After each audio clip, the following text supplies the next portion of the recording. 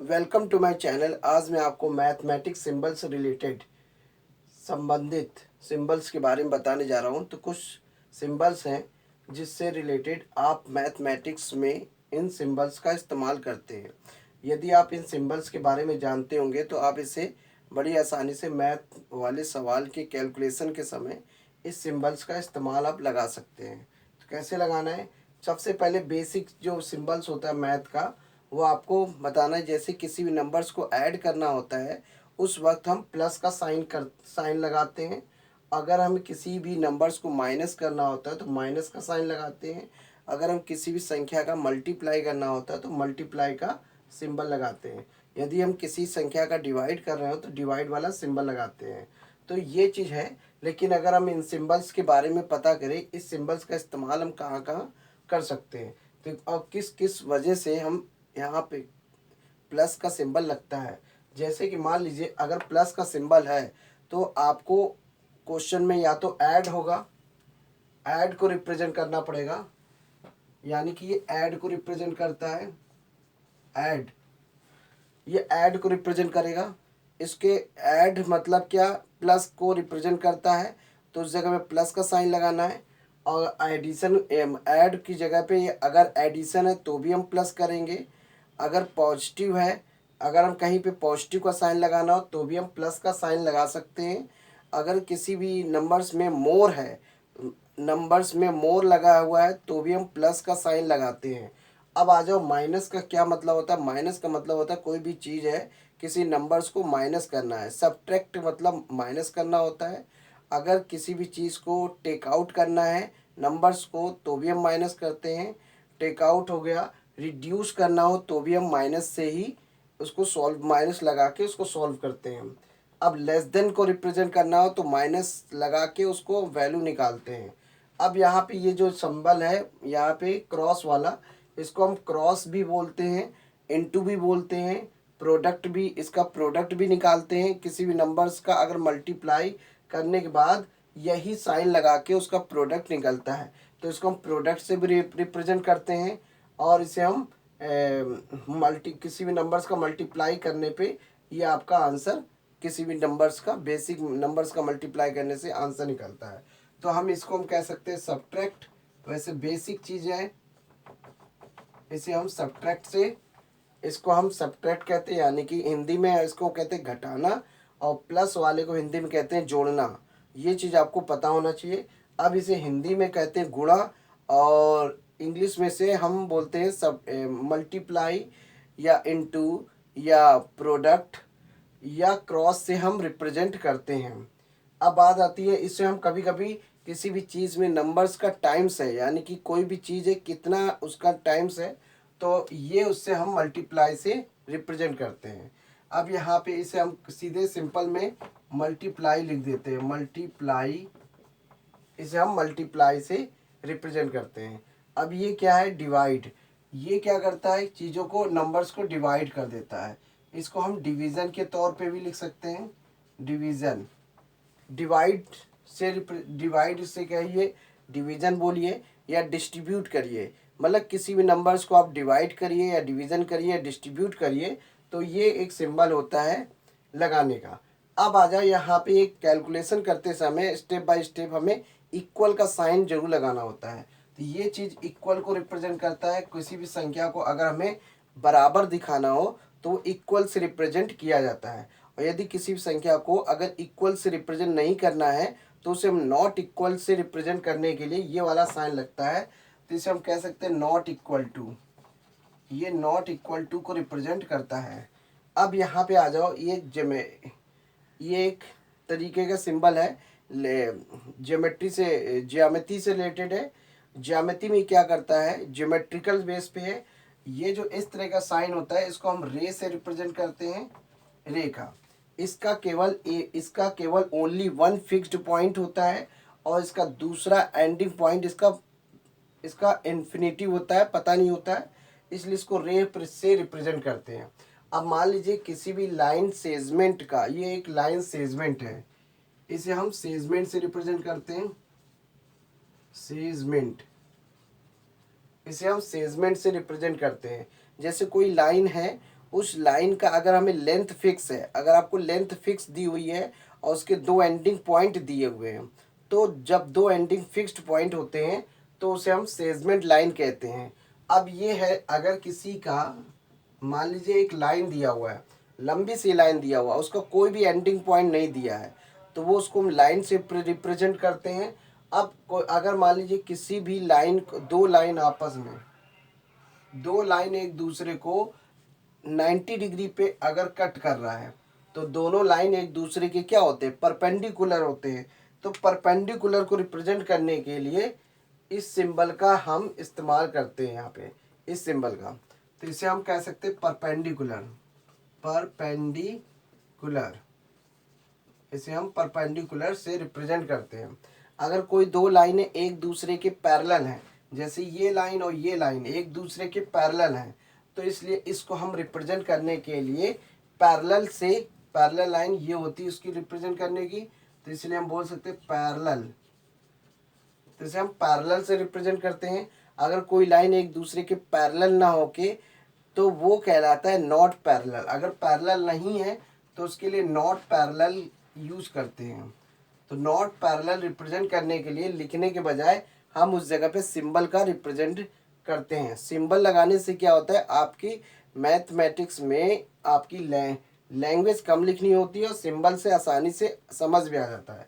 अब ये जो सिंबल है, ये राइट एंगल को रिप्रेजेंट करता है। जैसे कोई एंगल है, अगर वो 90 डिग्री का है, तो उसे हम अगर इस तरह से दिखा देंगे तो वो 90 डिग्री को रिप्रेजेंट करेगा।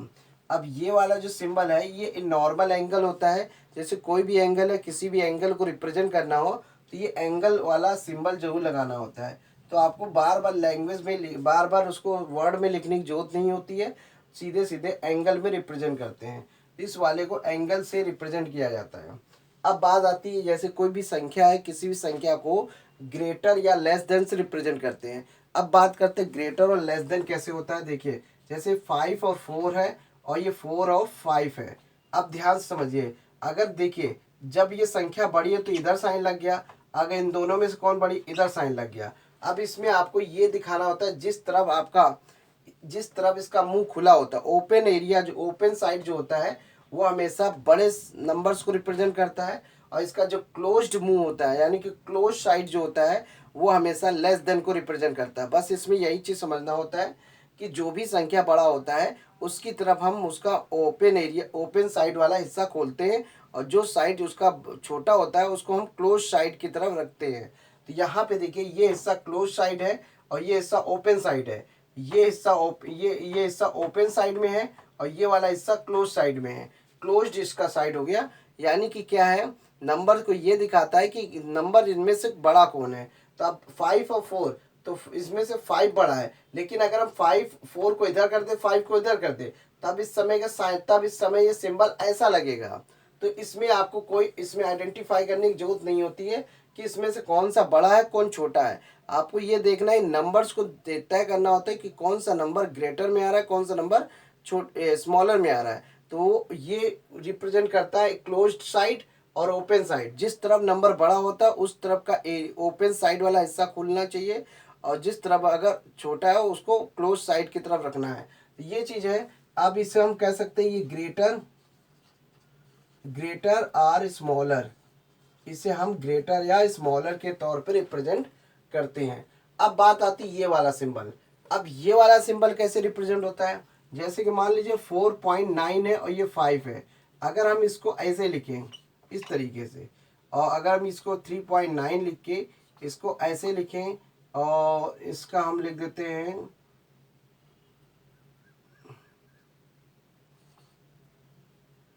3.8। अब ध्यान समझिए, यहाँ पे 3.9 है और यहाँ पे 3.8 है। देखिए, अब देखने में ये तो लग रहा है दोनों एक दूसरे के नियरली अबाउट, लगभग में सेम है। तो जब लगभग में सेम है तो यहाँ पे ये जो नीचे जो लाइन खींची हुई है, ये इक्वल को रिप्रेजेंट करता है, और ये जो ऊपर ये जो साइन ऐसे वाला है, ये जो साइन ये दिखाता है कि इनमें से 3.8 जो है और 3.9 जो है, 3.9 3.8 से बड़ा है, ग्रेटर है।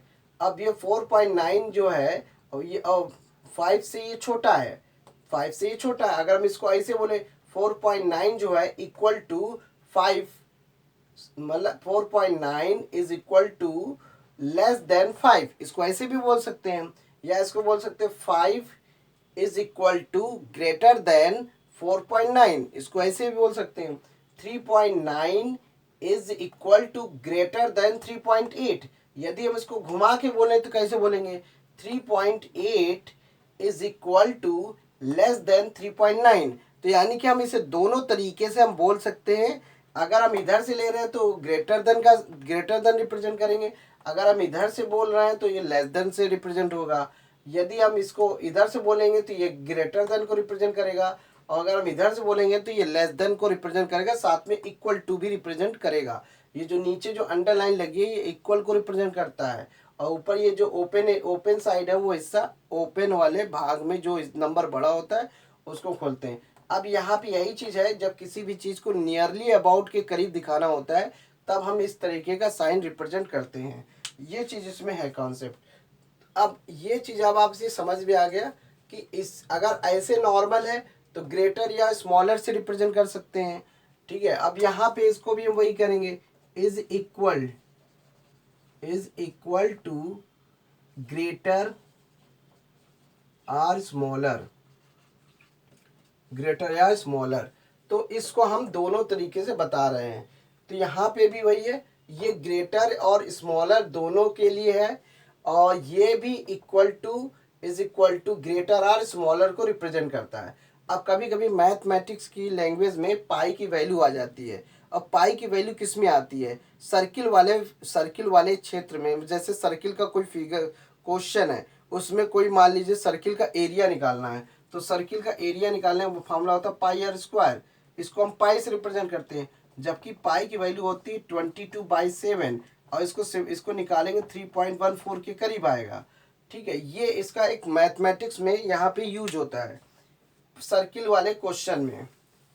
अब यहाँ पे इससे हम क्या बोलते हैं, पाई बोलते हैं, इसलिए पाई बोलते हैं, और इसकी वैल्यू जो होती है 3.14 होती है। लेकिन अगर हम इसे टिग्नामेट्री में जब यूज करेंगे, जब टिग्नामेट्री में यूज होगा तब इसे हम पाई तो वैसे भी रहेगा, लेकिन जब टिग्नामेट्री में रहेगा तो इस पाई की वैल्यू जो होती है 180 डिग्री हो जाता है। तब ये क्या होता है, रेडियन हो जाता है। तब ये क्या होता है, पाई को हम रेडियन बोलते हैं। इस पाई को रेडियन के फॉर्म में टिग्नामेट्री में इस पाई का जो नाम हो जाता है रेडियन हो जाता है।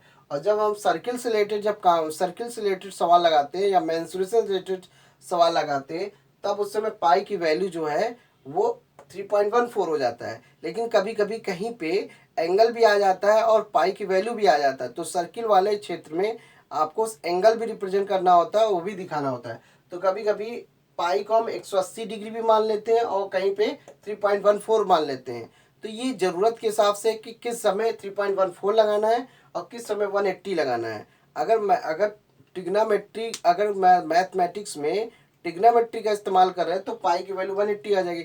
मेंसुरेशन में भी अगर एंगल आ रहा है तब भी हम पाई की वैल्यू 180 इस्तेमाल कर सकते हैं। अगर कैलकुलेशन में 3.14 भी है, दोनों में से कोई भी इस्तेमाल कर सकते हैं ज़रूरत के हिसाब से। ये चीज़ आपको पता होना चाहिए। पाई की वैल्यू इसे हम पाई से रिप्रेजेंट करते हैं।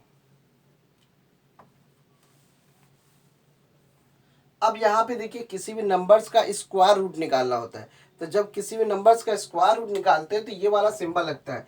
जैसे मान लीजिए ये है 64 का स्क्वायर रूट क्या होता है, 8 होता है। अब यहाँ पे क्या होता है, इसको हम ऐसे भी लिख सकते हैं या इसको हम ऐसे भी लिख सकते हैं, तब भी इसका स्क्वायर रूट 8 ही होगा। क्योंकि अगर आप यहाँ पे 2 लगाते तब भी वो स्क्वायर रूट को सिंबल को रिप्रेजेंट करेगा, अगर 2 नहीं भी लगाते तब भी वो स्क्वायर रूट को सिंबल को रिप्रेजेंट करेगा। यानी कि दोनों एक दूसरे के इक्वल ही हैं, कहने का मतलब ये है। तो आप इस सिंबल को हम स्क्वायर रूट के फॉर्म में रिप्रेजेंट करते हैं, या इसको हम ऐसे भी लिख सकते हैं। ये जैसे कि मैंने इसको लिख दिया x का स्क्वायर रूट, यहाँ पे भी वही चीज़ है, x का स्क्वायर रूट है। अब ये क्यूब रूट है। अब क्यूब रूट में आप 3 हटा नहीं सकते, क्योंकि 3 का मतलब ही है क्यूब रूट है। जैसे कि ये मान लीजिए a की पावर 3 है, यहाँ पे ये x है। अब ये मान लीजिए अगर ये a की पावर 3 मतलब ये क्यूब को रिप्रेजेंट कर रहा है, लेकिन जैसे ही इसको हटाएंगे तो ये यहाँ पे क्यूब रूट के फॉर्म में आ जाएगा। ऐसे ये तरीका होता है निकालने का मैथमेटिक्स में, जब हमें क्यूब रूट निकालना होता है। तो इसको हम चाहो तो इसको हम कह सकते हैं एक्स का क्यूब रूट हो गया, इसे बोल सकते हैं एक्स का स्क्वायर रूट।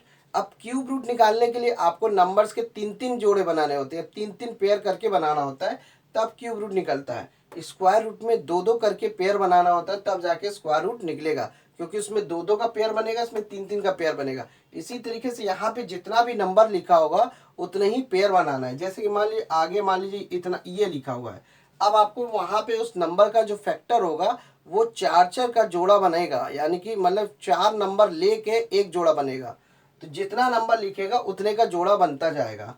अब ये कभी कभी क्या होता है, किसी भी चीज़ को हेडिंग से रिप्रेजेंट करना होता है, या किसी भी चीज़ को स्पेशल, अगर इसको स्पेशल लुक देना है या स्पेशल अगर हेडिंग रिप्रेजेंट करना है, तो ये एक लेबल को रिप्रेजेंट करता है, जिसे हम कहते हैं हैश टैग।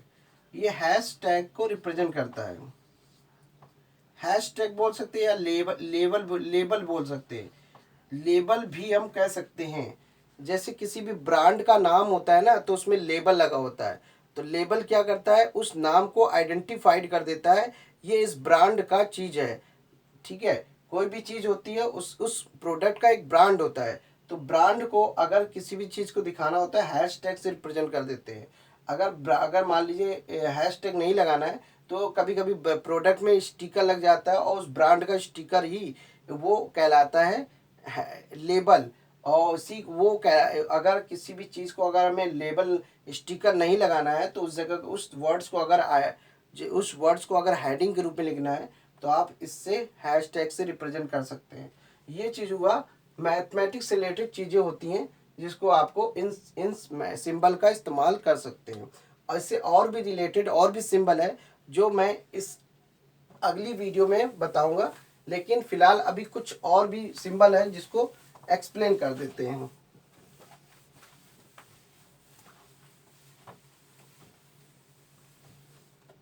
जैसे मैथमेटिक्स में क्या होता है, कैलकुलेशन करते समय इस तरह का सिंबल लगता है और एक इस तरह का सिंबल लगता है। तो जब इस तरीके का सिंबल होता है, तो ये दिखाता है सो या देयरफॉर, या हैंस से रिप्रेजेंट करते हैं। ठीक है, अब यहाँ पे क्या होता है, इसे हम कहते हैं एज के तौर पे रिप्रेजेंट कर सकते हैं, बिकॉज के तौर पे भी हम इसको दिखा सकते हैं, या हम कभी कभी सिंस के तौर पे भी रिप्रेजेंट करते हैं। ये वाला सिंबल रीजन रिप्रेजेंट करता है, और ये वाला सिंबल रिजल्ट को रिप्रेजेंट करता है। तो जब रिजल्ट आ जाता है, जब आंसर आ जाता है, तब ये वाला सिंबल, तब ये वाला 3 पॉइंट रिप्रेजेंट करते हैं। और जब हमें किसी चीज़ का कोई चीज़ मैथमेटिक्स में कोई चीज़ रीज़न लग गया, तो उसके पीछे का रीज़न बताना होता है, तब ये वाला सिंबल लगाते हैं। यानी कि उल्टा, जैसे कि ये इस तरह से रिप्रेजेंट होगा, एक बिंदी 1 पॉइंट ऊपर 2 पॉइंट नीचे, इधर 2 पॉइंट ऊपर 1 पॉइंट नीचे, ये इस तरह से रिप्रेजेंट करता है। अब कभी कभी मैथमेटिक्स में क्या होता है, बीच में इक्वल लगा होता है। जैसे अब कोई भी सिंबल दिया है, जैसे कोई चीज़ दिया 3x + 4 = 9, इस तरह से दिया हुआ है। अब यहाँ पे ये देखना है, अगर हमें इसे कैलकुलेट करना है, तो इस तरह से हम इसको ये वाला सिंबल से रिप्रेजेंट करते हैं। तो जब इस तरह से रिप्रेजेंट करते हैं, इसको बोलते हैं इम्प्लाइज के तौर पे इसे हम रिप्रेजेंट करते हैं। इम्प्लाइज के तौर पे इसे हम रिप्रेजेंट करते हैं। यहाँ पे एक और देख लेते हैं। यहाँ पे जब कभी में जैसे कोई संख्या ऐसे है, ये सिमिलर को रिप्रेजेंट करता है, सिमिलर टू।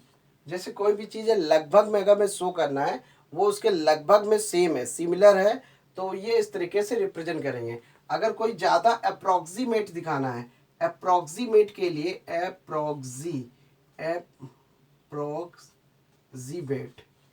अप्रोक्सीमेट दिखाना है, या अबाउट टू लगभग में अगर उसको दिखाना हो, तब ये वाला सिंबल रिप्रेजेंट करते हैं। या राउंड ऑफ है, जैसे कि मान लीजिए किसी चीज़ का में राउंड ऑफ में आंसर निकालना है, राउंड ऑफ हो गया, या एस्टीमेट निकालना हो, एस्टीमेट। तो इस तरह से चाहे अप्रोक्सीमेट बोलिए, चाहे अबाउट टू बोलिए, चाहे राउंड ऑफ बोलिए, चाहे राउंड ऑफ हो गया या एस्टीमेट हो गया, तो इसको हम इस तरह से अगर ये सब अगर किसी नंबर्स का अप्रोक्सीमेट है या अबाउट टू है या राउंड ऑफ है या एस्टीमेट है, मतलब इन सारे वर्ड्स का मतलब एक ही है। राउंड ऑफ मतलब उसका हमें नियरली अबाउट लगभग में उसका सिंबल यही होगा इस तरीके से। अब यहाँ पे एक और चीज़ है, ये चीज़ फिगर का सिंबल होता है। एक सिंबल और है इसमें,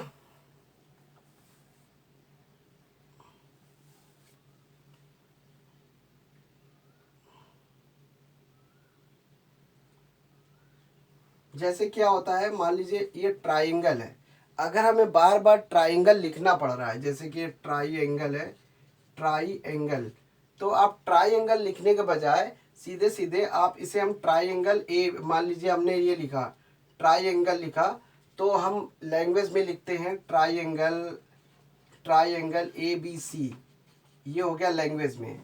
अब इसे हम सिंबल से कैसे दिखाएंगे, इसको हम सिंबल से ऐसे दिखाएंगे ट्राइंगल ABC, ये हो गया। इस सिंबल्स के द्वारा रिप्रेजेंट करने से थोड़ा मैथमेटिक्स में इजी हो जाता है, लिखना आसान हो जाता है, थोड़ा फास्टली आपका सोल्यूशन तेजी से होता है। तो thanks for watching my video, धन्यवाद। इसी से रिलेटेड और भी मैथमेटिक्स सिंबल्स होते होंगे जो मैं इसे अगली वीडियो में कवर करूंगा। तो thanks for watching my video, धन्यवाद।